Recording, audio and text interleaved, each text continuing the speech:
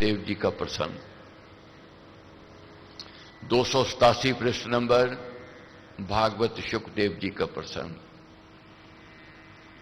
एक एक प्रसंग प्रेरणा स्रोत है, जीवन को उज्ज्वलता की ओर ले जाने का सुगम साधन है। चाहना है कुछ करने की, कुछ बनने की, तो महाराज ने जो ज्ञान दिया है उसका मनन चिंतन करने से ही बढ़त आ सकती है। ये लालसा लेकर हम लोग आए हैं, यज्ञ में सम्मिलित हुए हैं। खुद अनुभव करोगे 40 दिनों के पश्चात जीवन में तब्दीली, परिवर्तन, जीने की चाहना और प्रसन्नता, मन से रोगों से मुक्ति और कुछ करने, कुछ बनने की उमंग, ये जागृत होवेगी होवेगी। जीवन है जब संतों की ओर पैर बढ़ते हैं, सत्संग की ओर पैर बढ़ते हैं, तो निश्चित है अब खुशहाली आवेगी, इसको कोई रोक नहीं सकता है। ये बढ़त के चिन्ह कहे गए हैं। जब कुसंग अच्छा लगे, कुसंगति अच्छी लगे, तो समझ लो बर्बादी आने वाली है। सुखदेव जी युवा अवस्था थी, ब्यास जी के सुपुत्र थे। मन में उमंग आई, जागृति पैदा हुई, आत्मबोध की, आत्मज्ञान की। मानव तन मिला है, मैं करूं कुछ बनूं, मैं कौन हूं, मेरा कौन है, मैं इसकी पहचान कर लूं। ये जब लगन जागृत हुई तो राजा जनक के दरबार की ओर पैर बढ़ गए। क्यों राजा जनक की ओर पैर बढ़े? वहां जाकर ज्ञान की प्राप्ति की लालसा, जिज्ञासा जागृत हो गई। ज्ञान प्राप्त करूं। द्वारपाल ने रोक लिया। रोक लिया तो क्या कहा सुखदेव जी ने? ये नहीं कहा मैं अब ब्यास जी का पुत्र आया हूं, मैं मिलना चाहता हूं। सुखदेव आया है ज्ञान की प्राप्ति की लालसा, चाहना लेकर के। राजा जनक को मेरा संदेशा दे दो, मैं मिलना चाहता हूं। जब द्वारपाल ने रोका, द्वारपाल को जा कहा, कहिए जाकर पास, राजन सुख आया जहां लिए प्रेम की प्यास। एक प्रेम की प्यास लेकर के सुख आया है आपकी शरण में, इसलिए मैं मिलना चाहता हूं, आपके दर्शन करना चाहता हूं। दर्शन दो करके दिया, तारो बेड़ा पार, नाम ध्यान को दान कर भर दो मुझसे, मुझ में सार। क्या कहने लगे सुखदेव? राजा जनक से कहो कि दर्शन दो मेरे को, मेरे ऊपर दया करो, मेरे को ज्ञान का प्रकाश दो, मेरे को पार लगाओ। ये चाहना थी। अवस्था जौवन जानकर दी आज्ञा मिथिलेश, डोटी पर ही ठहरिए 3 रात तक शेष। एक एक शब्द को पढ़ना, जानना, समझना है। देखेंगे हमारे ऊपर उतरता है। सुखदेव जी जो थे ब्यास जी के पुत्र थे, बड़ा ऊंचा घराना, सब कुछ किया, मगर उत्तर क्या मिला? ये नहीं कहा राजा जनक ने आ जाइए अभी मिल लीजिए। 3 दिन 3 रात्रि आपको बाहर गेट पर खड़े रहना पड़ेगा, बाद में मैं समय दूंगा। सुखदेव जी की चेहरे पर निराशा नहीं, आशा की मुस्कान जागृत हो गई। ये सोच नहीं आई कि मैं इतना बड़ा घराने का हूं, मेरे को समय नहीं दिया, मन बुझ जावे, उदास हो जावे, या अपनी अनादर समझे कि वापस चले जावे। नहीं, शुक्र किया उस मालिक का कि 3 दिन के बाद मेरे को मिलने का सुअवसर मिल जावेगा। बाहर खड़े रहे, प्रभु का चिंतन, प्रभु का ध्यान करते रहे। अब राजा जनक ये जानना चाहते थे कहीं सुखदेव के अंदर अहंकार तो नहीं, अहम भाव तो नहीं। अहम भाव अहंकार होवेगा तो ये वापस चले जावेगा। अगर अहंकार नहीं है, अहम भाव नहीं है, अगर ये जिज्ञासा लेकर के आया है, ये लालसा लेकर के आया है, ये बाहर 3 दिन 3 रात्रि खड़ा रहेगा। अब परीक्षा में पास हो गए सुखदेव जी। 3 दिन 3 रात्रि बाहर मुस्कान के साथ खड़े रहे, इस आशय कि अब संत के दीदार होंगे, संत के दर्शन होंगे 3 दिनों के बाद। अब जब 3 दिन हो गए तो क्या कहा उसने, फिर कहा सुखदेव जी ने कि जाओ द्वारपाल से कि राजा को कहो मैं मिलना चाह रहा हूं। फिर मांगा सुखदेव ने दर्शन का आदेश, कहला भेजा जनक ने मानिए नहीं क्लेश। अब राजा जनक ने फिर क्या संदेशा भेज दिया, अभी नहीं, अभी नहीं। अंतापुर में आकर रहिए 3 दिवस रात, मिलना पीछे जानिए यही भेद की बात। अंदर आ जाओ, मगर 3 दिन 3 रात्रि वही रुकना पड़ेगा। अब क्यों देखना चाहते थे राजा जनक कि नौजवान है, कहीं वासना का भूत तो नहीं है। अब अंतापुर में आ गए, वहां तो नारियों का आना जाना था, औरतें श्रृंगार करती, राग रंग थे, लुभाने वाली वस्तुएं पदार्थ प्राणी थे, मगर सुखदेव जी को किसी वस्तु ने किसी प्राणी ने प्रभावित नहीं किया। वे पूरे खरे निकले, रत्ती भर वासना नहीं थी। आना जाना वहां बहु नारी जनों का काम, शोभा भूषण वेश में जो थी लीला धाम। औरतों का नारियों का आना जाना था, हार श्रृंगार करने वाली थी, मगर कुछ प्रभावित नहीं कर सकी सुखदेव जी को। जब 3 दिन 3 रात्रि निकल गए, हाथ जोड़कर जन को बोला सुख मुनिराज। हाथ जोड़ करके नमन करते हुए, प्रणाम करते हुए क्या कहा, आत्म ज्ञान सुभक्ति पथ मुझे दीजिए आज। महाराज मेरे को आत्म पथ दो, आत्म ज्ञान दो। क्या कह दिया, मैं अधिकारी हूं, मैं अधिकारी हूं, मेरे को दे दो। अब राजा जनक ने देखा जी अधिकारी है, देखा अहम भाव अहंकार नहीं है, वासना नहीं है, नौजवान है, मगर जिज्ञासा लेकर के आए हैं, नाम दे दिया, नाम दीक्षा दे दी। अधिकारी शुभ जानकर तुष्ट हुआ जनराज, दीक्षा दे हरि नाम की तारे उसके काज। नाम दे दिया। नाम जब सुखदेव जी ने ले लिया, ध्यान में बैठने लग गए, सत्संग में बैठते, ज्ञान चर्चा गोष्ठी जहां होती वहां बैठते, महापुरुषों के अनुभव सुनते, ज्ञान की विचार की बातें सुनते, अपने जीवन में निखार लेकर के आते। ब्रह्म समाधि का किया शुक ने अनुभव आप। अब सुखदेव जी को अनुभव होने लग गया ब्रह्म ज्ञान का, ब्रह्म समाधि का। पाया पद शुभ सिद्ध का, किए दूर सब पाप। ज्ञान से, अपने पापों से उसने मुक्ति पाई, पाप धो दिए, निखार आ गया, निखार आ गया। अब व्यक्ति समझे अब मेरे अंदर निखार आ गया, मेरे को ज्ञान हो गया, अब सब कुछ प्राप्ति होगी, मेरा अब मन डोलेगा नहीं, यही अज्ञानता है। मन बहुत चंचल है, मन बहुत शीघ्रता से भागता है, मन डर की ओर, भय की ओर, चिंता की ओर, मोह की ओर, माया की ओर जाता है, इसका स्वभाव है, नहीं टिकता है। कितनी व्यक्ति साधना करता है, इसको मन को कंट्रोल में जो रखता है, कंट्रोल में वश में रखता है, वही सफल हो जाता है। जो मन को थोड़ा ढीला छोड़ देता है वह असफल हो जाता है। मन को कैसे कंट्रोल में करना है यही इसमें समझाया है, यही जानना है हमने। ब्रह्मी अवस्था में मगन रहने लगा विशेष, पर कुछ संशय रह गए देते जो थे क्लेश। कुछ संशय रह गए जो क्लेश करते थे, कष्ट देते थे और कुचिंता में ले जाते थे।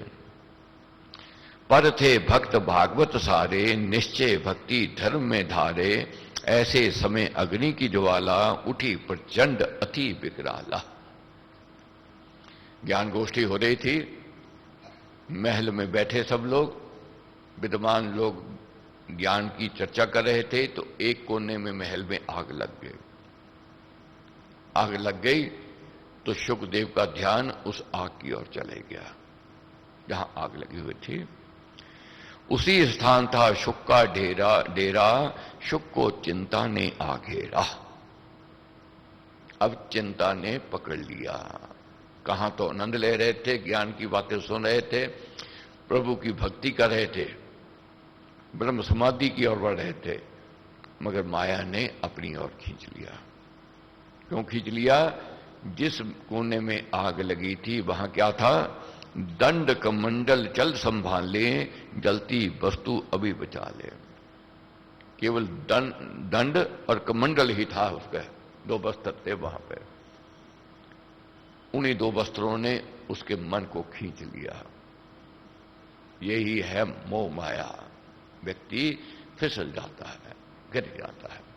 मगर राजा जनक का महल जल रहा था, उन्होंने अपने मन को कैसे वश में किया हुआ था? कोई चिंता नहीं थी। क्यों चिंता नहीं थी? अब समझना है। बोला जनक मुनि नहीं जाना, कारण हो तो अभी बताना, जो हो आवश्यक वह ही मंगाऊं, जल आदि चाहिए दिलवाऊं।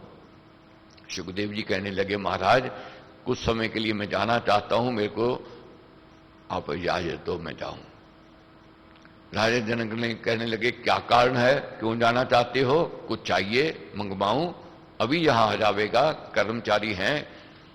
मगर सुखदेव जी क्या कहें? तब सुखदेव जी ने सत्य सत्य कह दिया।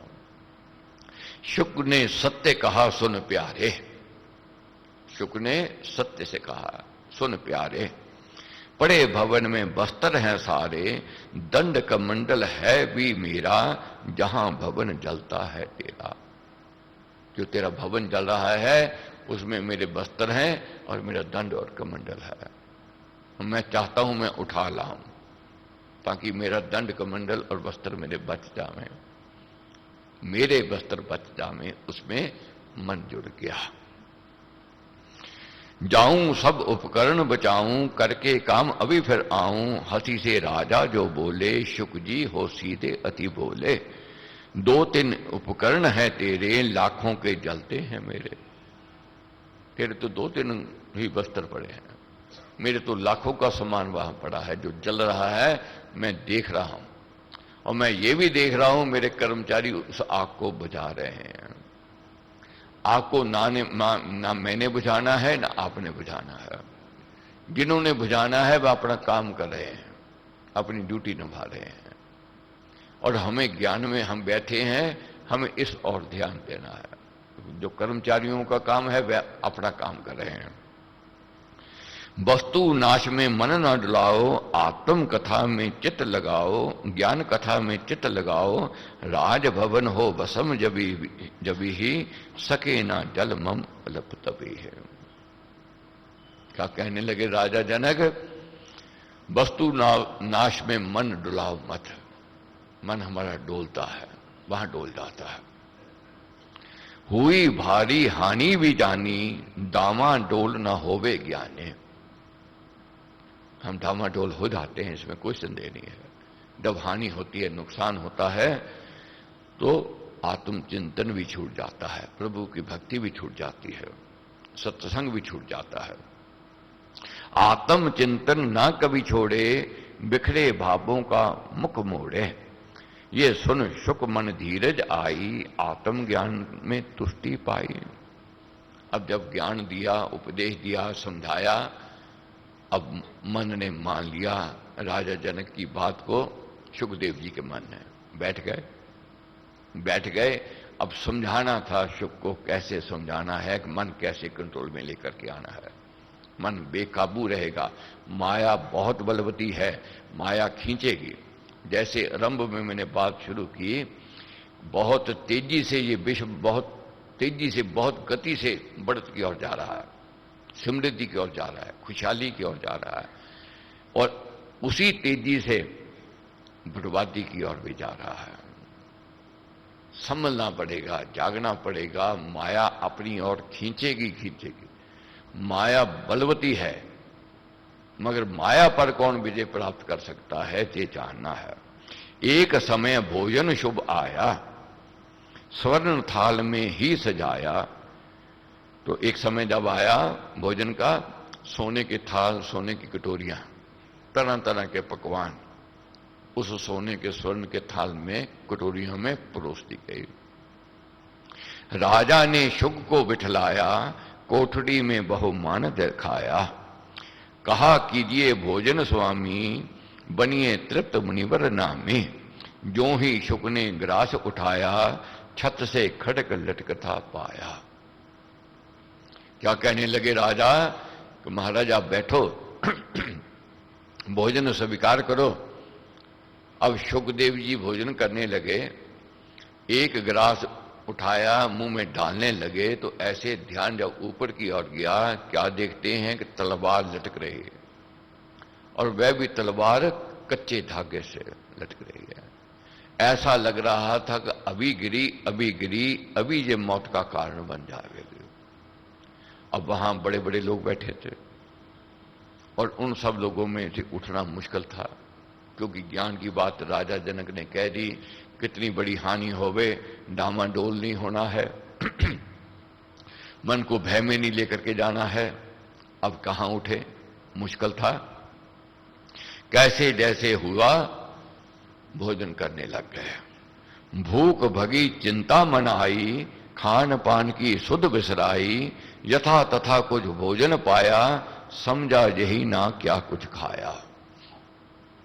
कैसे तैसे थोड़ा बहुत जो खाना था वह खा लिया। मन तो था कहां, ध्यान तो कहां था, उस खड़क में, उस तलवार में। क्यों था, उसमें मौत दिखाई दे रही थी। जनक निकट आसन पर राजा, भक्ति भाव से पास विराजा। बोला वह भोजन था कैसा, था बाना चाहिए था जैसा। अब राजा जनक ने पूछ लिया, महाराज भोजन स्वाद लगा, क्या खाया, कैसा लगा। जब सब बात पूछी तो क्या कहने लगे शुकदेव, मन लगा था खड़ग में माही, खान पान की सुध थी नाही।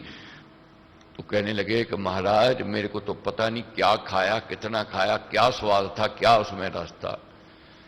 राजा जनक लगे, कहने लगे कारण, कहने लगे मेरे को तो मौत दिखाई दे रही थी, मौत दिखाई दे रही थी। उसने कहा सुनो शुक प्यारे, भय वश भूले भोजन सारे। अब ज्ञान दिया राजा जनक ने, हे शुकदेव भय के कारण तेरे को सब भूल गया। सोने के थाल थे, सोने की कटोरियां थी, तरह तरह के पकवान, तरह तरह के आनंद देने वाले रस वाले भोजन थे, मगर तेरे को कुछ पता नहीं क्या था। ऐसे जो जन मरण बेचारे, पाप कर्म वह सकल निवारे। जो जाने जग से है जाना, उसका कटे कर्म का दाना। हर समय याद रखो कि मेरे को मौत ने आना है, मैंने जाना है।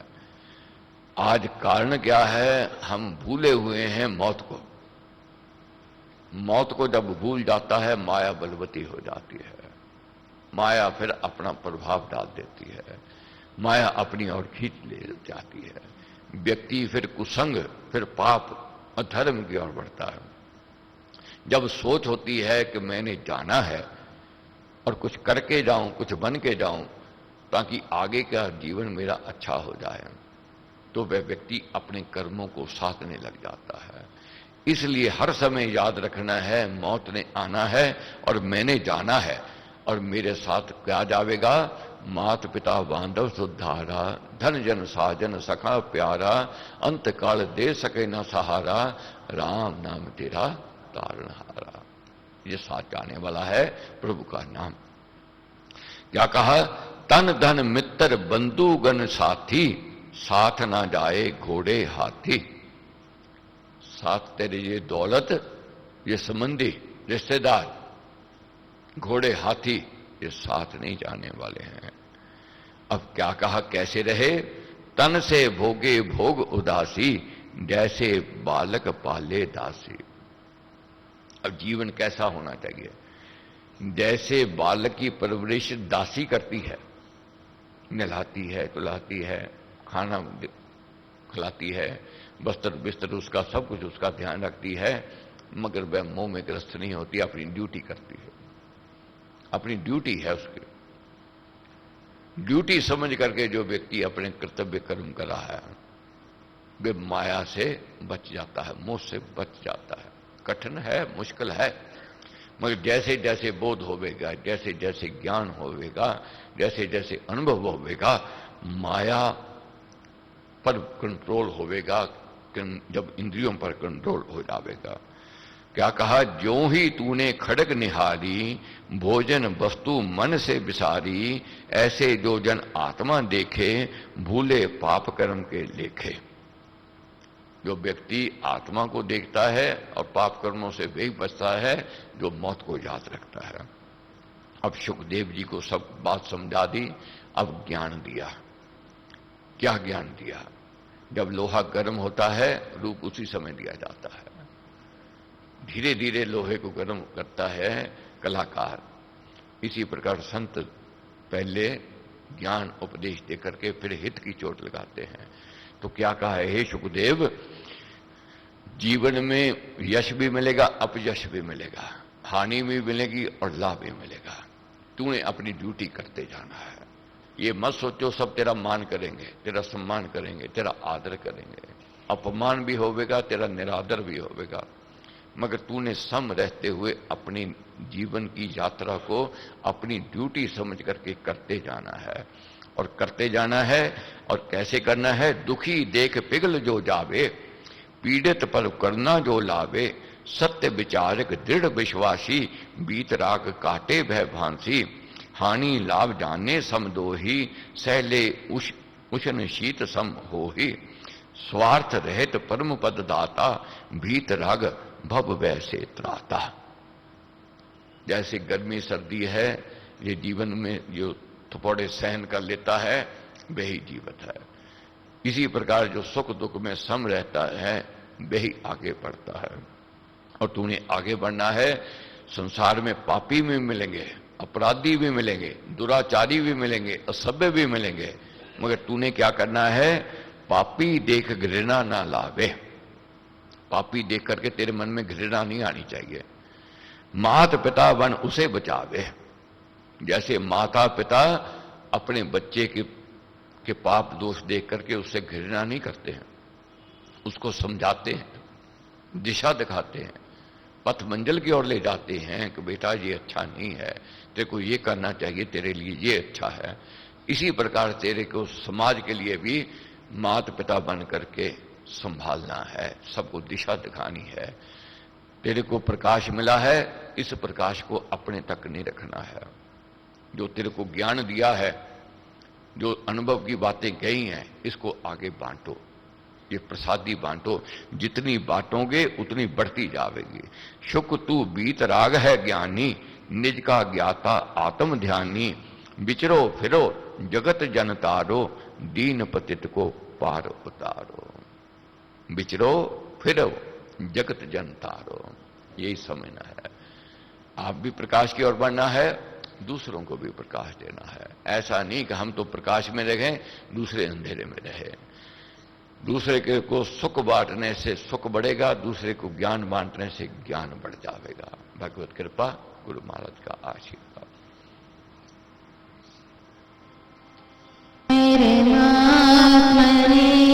श्री रामाय नमः। सर्वश